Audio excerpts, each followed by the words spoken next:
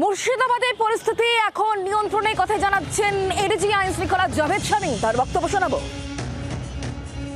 শনিবার আমরা যদি আফটারনুন থেকে ধরি, কোনো রকম মেজর ইনসিডেন্ট আমরা কিন্তু জঙ্গিপুরে হয়নি।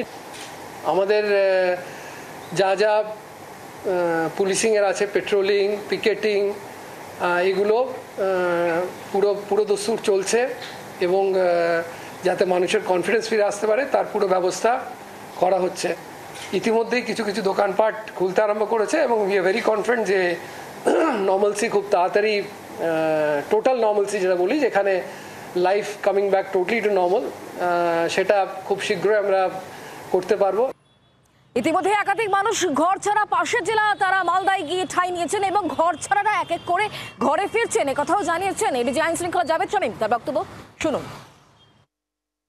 লোক যারা নিজেদের গ্রাম ছেড়ে অন্যত্র চলে গেছিলেন তাদের মধ্যে কাল রাত্রেই 19 জনের মতো ফিরে এসছেন এবং আজকে আরও সেই প্রসেসটা বাড়বে এবং যত শীঘ্রই যারা ঘর ছাড়া আছেন তাদের ইমিডিয়েটলি আমরা ফিরে আনতে পারি এবং তারা নিজেদের জায়গায় অবস্থান। That process has started since yesterday এবং আজকে আমরা খুব হোপফুল আছি যে প্রসেসটা আরও আমরা এসকেলেট করতে পারবো।